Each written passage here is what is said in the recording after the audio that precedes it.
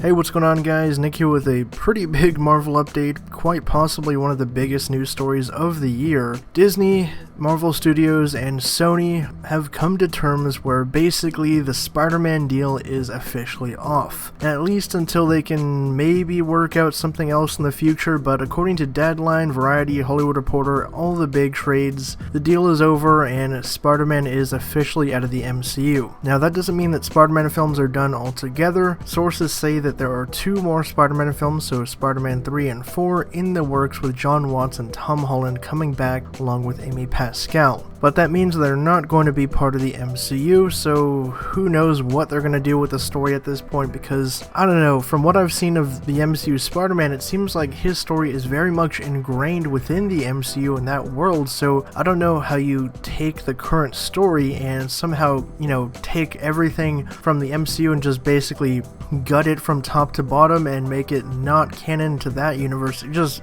gets kind of confusing, but who knows. I guess we'll just wait and see what's going to happen there, and we'll have to also see if Spider-Man will show up in other films like Venom 2 maybe, or Morbius, or Kraven the Hunter. I mean, I guess everything is fair game now that the character is fully back under the control of Tom Rothman, Avi Arad, and Amy Pascal. Now, obviously this is a day that Marvel fans and certainly Spider-Man fans were hoping would never happen, but in my personal opinion, I always had this gut feeling that this would happen just because of how dumb and greedy Sony could be with some decisions. We've seen this happen in the past. We've seen it obviously time and time again. Sony and Disney really don't want to play ball with each other. According to a lot of sources, it seems like Disney wanted a 50-50 co-financing and box office return on future Spider-Man films, and that also would have extended to future spin-offs as well, like Morbius, Black Cat, Kraven, all those other movies. Because apparently right now the current deal is that Marvel receives in the range of 5% of first dollar box office gross. Deadline also says that Sony insiders counter that Tom Rothman, the head of Sony, did offer compromises, but Disney declined them. So it seems like both sides are very firm on this and don't really want to come to a deal at this moment. So share your thoughts down in the comments below. At this time, it seems like Spider-Man is officially out of the MCU, which is kind of sad timing because we just talked about the fact that Far From Home is going back for a re-release with new footage, and that,